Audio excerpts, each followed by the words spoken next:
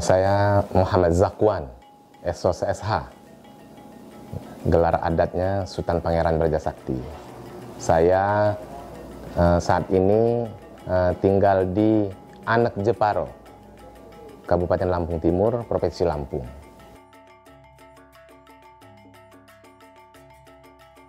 Jadi kalau ada pertanyaan terkait dengan desa, ya ini panjang ceritanya.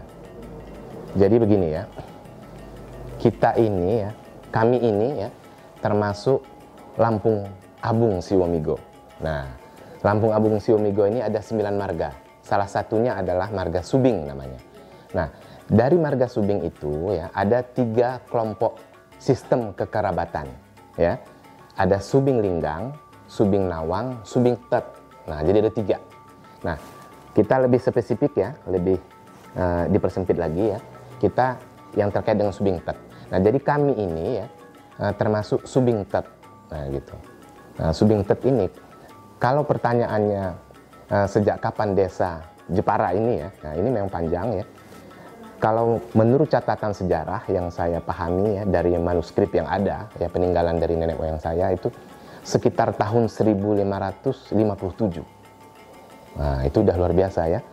Nah, kemudian itu pertama kali ya posisinya bukan di kampung, di desa, di kampung Jepara ini, tapi letaknya itu ada di saat ini ya, itu ada di desa Brajaluhur, kecamatan Brajaselebah.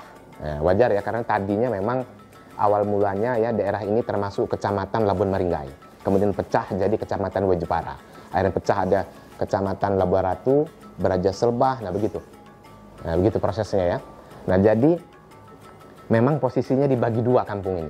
Ada yang sebelah sini namanya Braja ya, misalnya Braja Pajar, Braja Emas, Braja Kencana, Braja Indah gitu ya, Braja Sakti. Nah, itu satu wilayah ya tadinya. Kemudian sebelahnya itu ada namanya Labuan Ratu. Ada Labuan Ratu 2, Labuan Ratu 1 terus sampai Labuan Ratu 9. Nah, gitu. Nah, itu ya. Nah, jadi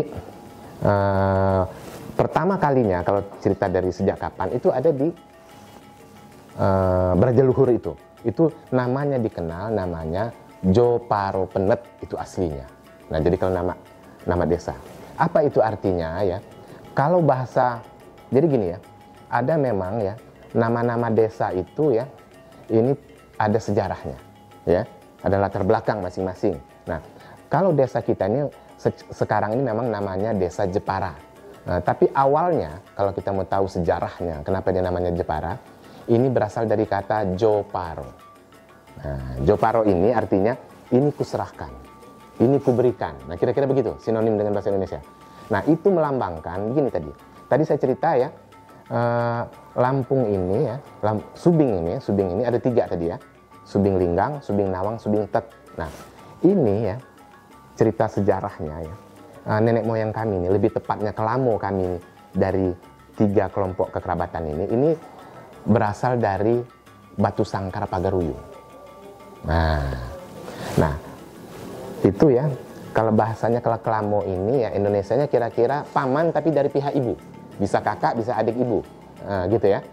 Nah, itu namanya kelamo. Nah, itu kelamonya berasal dari Batu Sangkar Pagaruyung.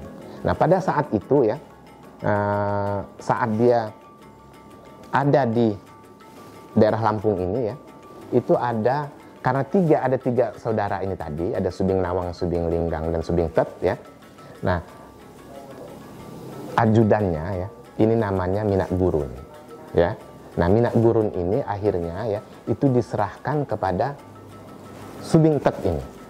Nah, itulah makanya namanya ini berasal dari kata Joparo, ini kami serahkan, ini aku serahkan. Namanya, akhirnya penyebutan kebiasaan sekarang namanya Jepara. Nah, sesuai dengan administrasi pemerintahan desa, namanya Jepara sampai sekarang. Nah, jadi awalnya itu ada di Joparo Penet, atau lebih tepatnya di Brajaluhur. Nah, itu masih ada peninggalan dari makam keramat Minak Brajaselebah, masih ada, masih bisa kita saksikan ya. Bahkan makam dari Minak Gurun yang berasal dari Minangkabau itu masih ada di sana. Nah, kemudian terjadi perpindahan ke wilayah saat ini ya, sekarang ini seperti ini. Nah, ini ya setelah penjajah Belanda ya membangun infrastruktur. Jadi ada jalan ya dari kampung ke kampung, salah satunya di kampung Jepara ini. Makanya kita pindah dari Joparo Penet ini pindah ke kampung saat ini. Nah itu ceritanya kalau jadi lebih kurang pindah ke sini ini ya 1850-an begitu. Jadi seperti diketahui ya, Lampung ini menganut dua adat, adat Pepadun, adat Sebatin.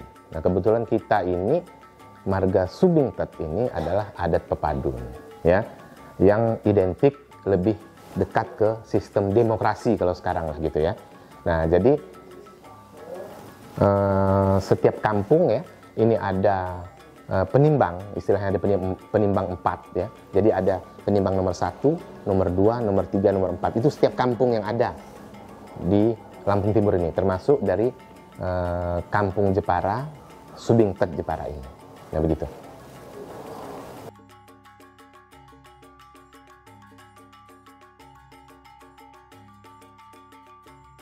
Seperti diketahui bahwa adat Lampung ini menganut garis keturunan ayah atau patrilineal. Nah, jadi kalau kita telaah lebih dalam ya, maknanya luar biasa sebetulnya. Karena sejak lahir ya hingga dilakukan hitan untuk anak laki-laki misalnya, kemudian proses pernikahan atau upacara adat setelah dia dewasa ya. Nah, ini ada proses yang panjang. Nah, kita bisa disimpulkan ya dari semua itu ya bahwa sejak zaman nenek moyang dulu ya bahwa orang Lampung ini memang dipersiapkan untuk menjadi pemimpin. Nah gitu. Jadi wajar kalau banyak muncul pemimpin-pemimpin karena sejak lahir ya sudah diarahkan ya bahwa sebagai kelanjutan dari garis keturunan ayah ya bahwa harus jadi pemimpin. Nah makanya ada proses sejak dia lahir atau sejak cukih istilahnya bahasa Lampungnya ya, kemudian dia mandi tukuk istilahnya ya, kemudian dia bisa tamat Al-Quran misalnya gitu ya, dari belajar ibadahnya, kemudian sampai proses selanjutnya misalnya di jenjang perkawinan atau pernikahan itu harus melalui proses sistem adat ya yang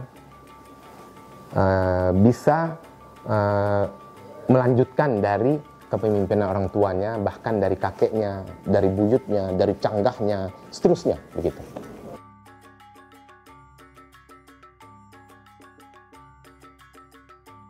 Kalau kita lihat ya, budaya Lampung luar biasa karena kita punya aksara ya, aksara Kaganga yang ternyata memang ada kesamaan ya dengan aksara Batak, dengan aksara Bugis.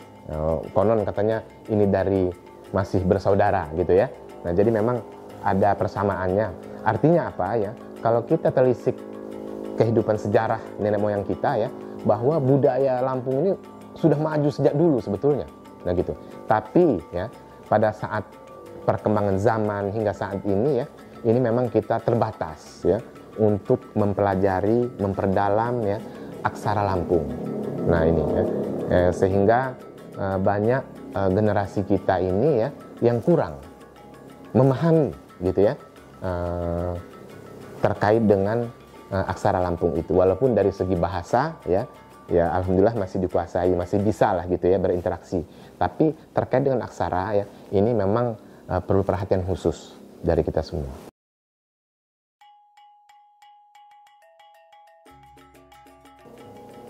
Kalau suku Lampung ini memang biasa dengan kehidupan bertani ya, berkebun gitu ya.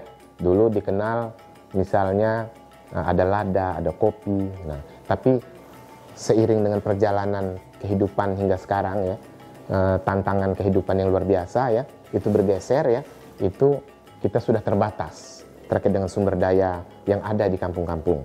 Nah, justru ya masyarakat Lampung ini ya sudah berpikir dia menjadi kelompok urban misalnya ya, ke kota-kota besar gitu ya, bukan sekedar dia melanjutkan pendidikan saja ya, tetapi termasuk berjuang mencari nafkah itu sudah menuju kota-kota besar. Demikian.